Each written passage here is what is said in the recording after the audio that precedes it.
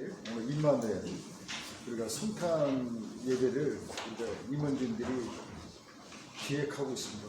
소박하게, 화려하지는 않지만 소박하게 의미 있게 다음 주 화요일 예배를 드리려고 합니다. 회원분들께서도 좋은 의견이나 생각이 있으시면 저희에게 전화를 주시면 그 의견을 반영해서 우리가 다음 주 예수님이 탄생한 성탄 예배를 우리 함께 잘 드리도록 하겠습니다. 모두 식사로 가겠습니다. 감사합니다. 박추나요? 박추나요? 찬송가 112장입니다. 찬송가 112장 그 말고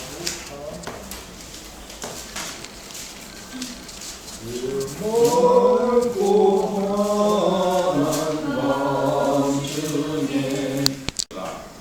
그들이 여호와를 버리며 쓰죠. 그리고 이스라엘에 거룩하신 이를 만홀히 여겨 멀리하고 물러갔더라. 이렇게 말씀하고 있습니다.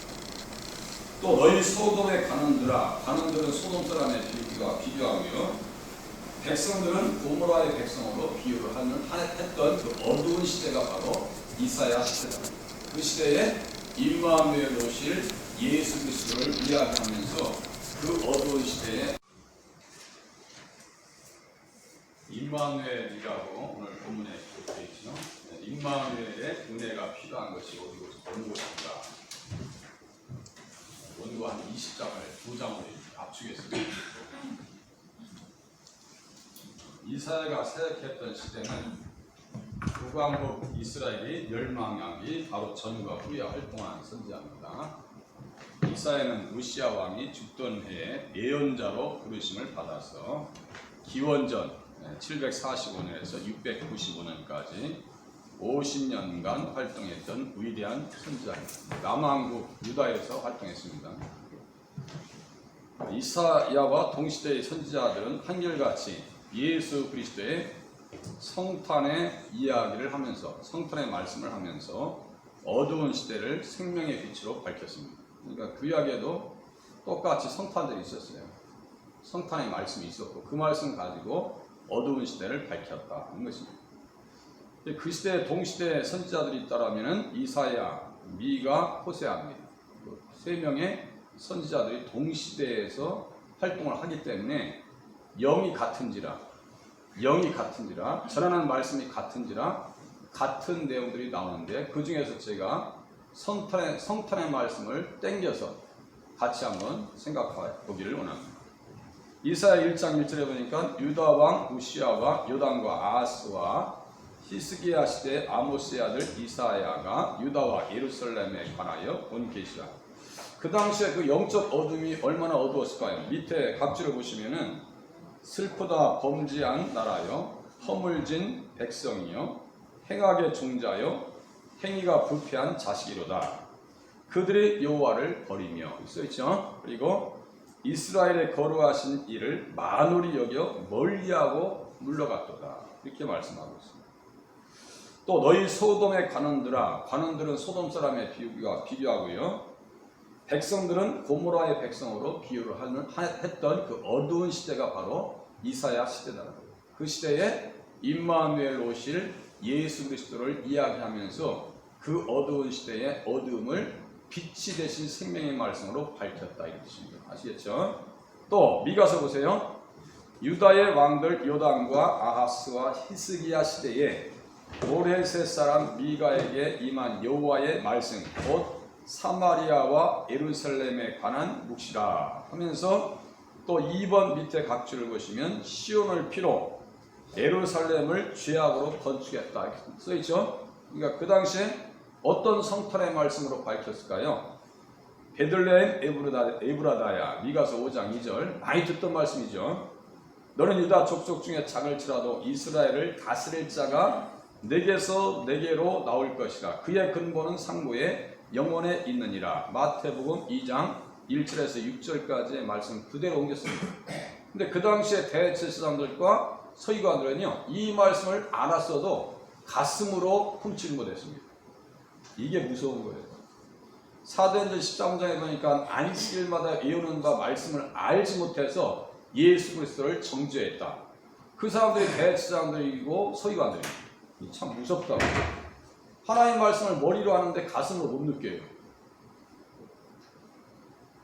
미가가 예언한 말씀은 찾아내요. 베들레헴에 오신다고 하는 말씀을 알아요. 그런데 가서 경배하지는 않습니다. 혹시 우리가 그런 사람이 아닌가 반성하실 수 있길 바랍니다. 또 호세아에서 보니까 우시아와 요담과 아하스와 히스기야가 이어 유다 왕이 된 시대, 곧 요아스의 아들 여로보암이 이스라엘 왕이 된 시대에 부엘리의 아들 호세아에게 임한 여호와의 말씀이라. 그 당시에도 성탄의 말씀을 가지고 그 시대를 밝힙니다. 호세아서 11장 1절을 마태복음 2장 15절에 요셉이 아기 예수님을 애굽으로 모시고 간 것을 빗대어서 이 말씀을 그대로 인용합니다. 이스라엘이 어렸을 때 내가 사랑하여 내 아들을 애굽에서 불러냈다. 이스라엘의 출애굽적인 상황과 예수님이 애굽에서 사셨다가 나사렛으로 돌아오시는 것을 같이 오버랩시켜서 말씀하고 있습니다. 이것이 성탄의 말씀이에요. 호세아 시대는 얼마나 타락했어요? 밑에 보시면 이스라엘 자손들아 여호와의 말씀을 들으라. 여호와께서 이 땅 주민과 논쟁하시라니 이 땅에는 진실도 없고 인애도 없고 하나님을 아는 지식도 없다. 오직 저주와 속임과 살인과 도둑질과 간음뿐이요 포악하여 피가 피를 뒤이음이라. 그 시대의 모든 타락을 한 여인으로 압축합니다. 그게 누구예요? 고멜입니다. 그죠? 호세아의 부인 고멜. 호세아는 누구와 이름이 같아요? 예수님과 이름 뜻이 같습니다. 고멜은 지금의 누구를 얘기할까요? 세상을 사랑하는 성도들의 모습을 이야기합니다. 그 당시에 이스라엘 사람들을 고멜 한 여인으로 압축해서 얘기해요. 고멜을 언제가 말씀드렸을지도 모르겠어요.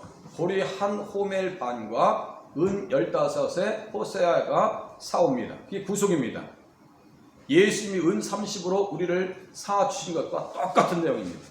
그러니까요, 성경은 예수님을 이야기하려고 썼어요. 그것을 찾을 수 있으면 좋아요.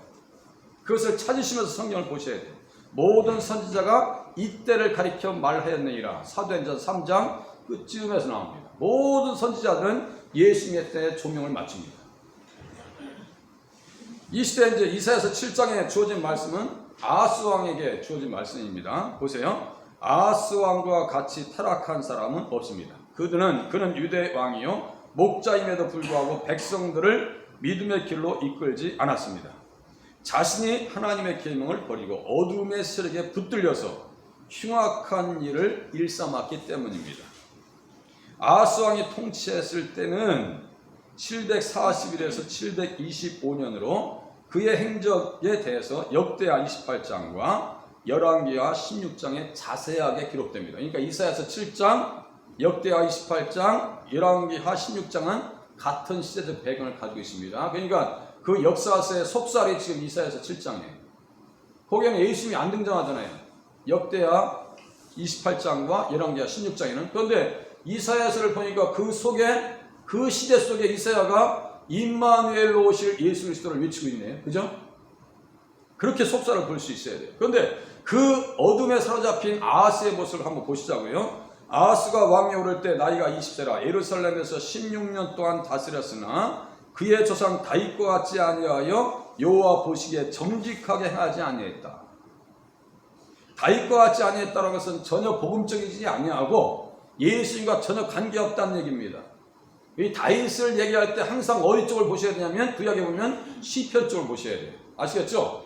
시편이 예수 그리스도의 충만한 복음으로 기록되어 있어요.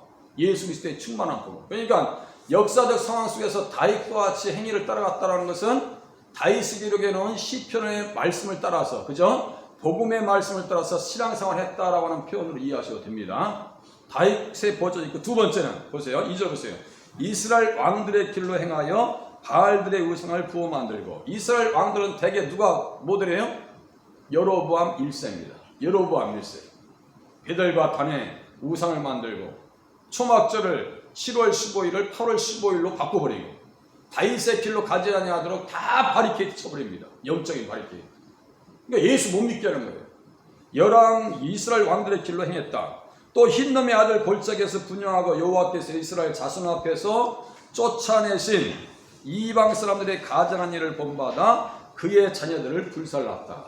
참 기가 막힌 일입니다. 또 산당과 작은 산 위에 모든 푸른 나무 아래에서 제사를 드리며 분향했더라. 모든 푸른 나무 아래에서 이게 어떤 처소냐면요, 음란한 처소였습니다. 이스라엘 백성들은 이곳에서 타락한 백성들이 마음껏 정욕을 달래줍니다. 이 바로 그러한 처소입니다. 그곳에 어떤 말씀으로 이사야가 밝혔다고요? 성탄으로 오실 예수 그리스도, 임마누엘 대신 예수 그리스도로 그 어둠의 시대를 밝혔다는 뜻입니다. 그 어둠을 밝힌 결과 에베소서 5장 보세요. 너희가 전에는 어둠이더니 이제는 주 안에서 빛이라. 빛의 자녀들처럼 행하라. 그죠? 그 시대의 사람과 우리 시대에 똑같아요. 전에 고통받던 자들에게는 흑암이 없으리로다. 일찍에는 여호와께서 스불론 땅과 납달리 땅에 멸시를 당하게 하셨더니 후에는 해변길과 요단 저쪽 이방에 갈릴 일을 영화롭게 하셨느니라. 흑암에 행하던 백성이 큰 빛을 보고 그랬어요. 이 큰 빛이 누구예요? 예수님이죠. 이것을 마태복음 4장 13절에서 17절에 그대로 옮겨놓습니다. 그러니까 구약 성경의 구절을 그대로 신약 성경에 옮겨놨을 때는요, 엄청난 의미가 있고 우리에게 주시는 영적 유익이 엄청나다. 이 사실을 보시면서 성경을 볼 수 있다면 참 귀한 말씀을 보고 있는 겁니다. 두 번째, 임마누엘의 은혜가 필요한 것이 어딥니까? 성탄의 말씀이 필요한 것, 두려움의 현장이 나타나야 됩니다. 보세요. 우시아의 손자여 요담의 아들인 쭉 얘기하면서 어떤 사람이 다윗의 집에 알려리되 아람이 에브라임과 동맹하였다 하므로 왕의 마음과 그의 백성의 마음이 습히 바람에 흔들림같이 흔들렸더라. 아람의 르심과 이스라엘의 베가 왕이 쳐들어와서 예루살렘을 정복하려고 합니다. 이스라엘 역사는 전쟁의 역사입니다. 전쟁의 소식이 끊이지 않았던 것이 바로 이스라엘 지역입니다. 지정학적으로요, 한반도와 똑같습니다. 똑같아요. 그들은 강대국, 역사적으로 등장했던 강대국의 틈바구니에 끼어서 늘 전쟁의 공포와 전쟁의 소용돌이 속에서 살면서 두려움에 사로잡힌 채 원치 않는 전쟁에 참여해서 승리도 하였지만 쓰라린 패배도 맛보아야 했습니다. 아하스 왕이 통치할 때도 마찬가지입니다. 그는 평화를 원했지만 아람의 르신 왕과 이스라엘 왕 베가가 그 땅을 침범합니다. 그 후에 아하스 왕을 폐위시키고 다부엘의 아들을 왕자에 앉히려고 합니다. 여기에서요, 중요한 예수님과의 관계성을 찾을 수가 있습니다. 보세요. 이는 여자의 후손, 창세기 3장 15절에 예언되어져 있는 여자의 후손, 아브라함의 자손, 다윗의 자손, 예수 그리스도. 이해되시죠? 아하스 왕이 어떤 지금 족보 있는 사람이요? 예수님의 족보 있는 사람이에요. 아하스 왕이요, 하는 짓은 믿더라도 그가 서에 있는 그 혈통이요, 그냥 보통 혈통이 아닙니다. 그 혈통이 끊어지면 하나님의 언약이 무너진다고요. 보세요. 따라서 이 전쟁은 하나님과 사탄의 전쟁이 된 것입니다. 그래서 성경에 기록되어 있는 것입니다. 만일 이 전쟁에서 패하게 되면 하나님께서 다윗의 후손으로 예수 그리스도를 보내시겠다는 계획은 여지없이 무너지게 됩니다. 예수님을 보내시겠다는 성경 구절이 사무엘하 7장 11절에서 13절입니다. 다윗이 그걸 알아요. 그래서 너무너무 행복해가지고 말이죠. 감동을 받고 그 말씀을 가슴에 품으면서 사실상 시편들을 계속 기록해놓은 거예요. 메시아 제왕시 아시죠? 메시아 제왕시. 너는 내 아들이라 오늘 내가 너를 낳았도다. 시편 2장 대표적인 메시아 제왕시입니다. 시간이 이제 2, 3분밖에 안 남아가지고 빨리 가야 되겠는데요. 네. 그래서 아하스 왕이 두려움에 떨고 있을 때 이사야 선지자가 그에게 선포한 말씀이 바로 임마누엘 성탄의 말씀입니다. 아하스 왕이 비록 어둠에 사로잡히고 죄악 가운데 있었지만 임마누엘로 오시는 예수님의 은혜 때문에 이 전쟁에서 패하지 않고 내가 너를 지켜줄게. 반드시 승리하게 될 것이라고 말씀하십니다. 조금 이해가 되시나요? 네? 예수님 덕분에 너는 죽지 않고 승리할 수 있어. 살 수 있어. 우리도 예수님 덕분에 어떠한 상황에서도 하나님께서 살리시는 은혜가 있다는 사실을 기대하실 수 있기를 바랍니다. 네. 이 말씀을 전하면서 두려워하지 말라고, 낙심하지 말라고 위로하고 계시는 것입니다. 이 사실을 믿을 때 두려움은 적들의 것이 되고 그들이 염려했던 패배는 메시아의 언약을 대적하였던 자들의 것이 되고 맙니다. 그래서 이사야서 7장 16절에 보니까 대저 이 아이가 악을 버리며 선을 택할 줄 알기 전에 내가 미워하는 두 왕의 땅이 황폐하게 되리라. 이것은 임마누엘 되신 예수님의 성육신에 대한 확신성을 얘기하시면서 동시에 내가 미워하는 두 왕의 땅이 황폐하게 될 것이다. 예수님을 대적하고 메시아의 언약의 말씀을 대적했던 두 왕은 무너지게 될 것이다 이거예요. 우리가 예수님에게 붙어있으면, 예수님과 하나 되면, 임마누엘 예수님께서 우리와 함께 하신다는 사실을 믿으면 요셉과 같이요 형통하게 되어 있고요, 가나안 전쟁에서 이스라엘 백성들이 여리고성을 무너뜨린 것과 같이 우리 앞에 있는 태산 같은 문제들도 무너진다는 사실을 깨달으실 수 있기를 바랍니다. 그 사실을 믿으셔야 돼요. 그래서 이사야서 7장 8절 보세요. 대저 아람에 버리는 다메섹이요 다메섹에 버리는 느신이요 65년 내에 에브라임이 패망하여 다시는 나라를 이루지 못할 것이다. 열왕기하 17장 6절에 이스라엘이 그렇게 멸망합니다. 이 말씀 그대로요. 또 열왕기하 16장 9절에는 느신이 아스루 왕에게 죽임당하는 현장이 나타납니다. 이와 같이 임마누엘의 은혜가 두려움의 현장에 나타나면 승리의 역사를 경험하게 됩니다. 임마누엘의 은혜가 전쟁터와 방불한 우리의 삶의 현장에 나타날 수 있기를 바랍니다. 아브라함의 자손은 붙들어 주시겠다고 말씀하시죠. 그 아브라함의 자손이 누구예요? 이사야서 41장에 갈라디아서 3장 7절에 믿는 자들이 아브라함의 자손이에요. 그죠? 성경을 그렇게 보니까 아브라함의 이야기는 결국 누구의 이야기냐면 우리들의 이야기예요. 아시겠죠? 야곱의 이야기는 누구의 이야기예요? 영적으로 우리의 이야기입니다. 그죠? 그러니까 그렇게 성경을 오늘 이 시간의 말씀으로 이해하시면서 신앙생활 하셔서 이 구청에 믿지 않는 우리 형제와 자매들에게 빛이 되는 그러한 귀한 사역자로 쓰임 받으실 수 있기를 바랍니다. 기도하겠습니다. 하나님 감사합니다.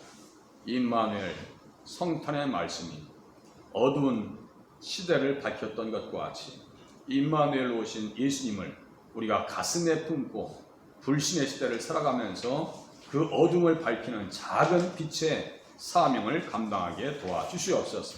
삶 속에서 시시각각 찾아오는 여러 가지 문제들 가운데서 자유하는 역사를 더하여 주시옵소서.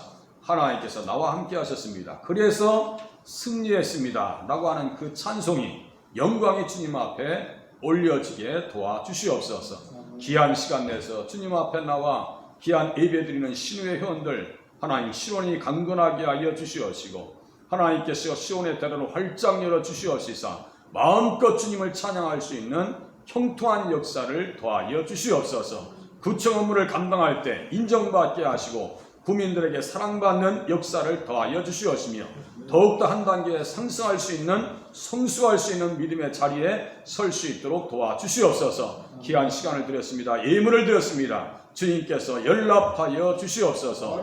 감사하며 이제는 우리 주 예수 그리스도의 은혜와 하나님 아버지의 극진하신 사랑과 성령 하나님의 위로와 교통하심이 임마누엘 되신 우리 주님의 사랑을 힘입어서 어둠 속에서 빛을 발하며 또한 모든 문제에서 자유하기를 원하는 우리 신우의 머리들 위에 남구청 위에 이제로부터 영원토록 함께 있을지어다.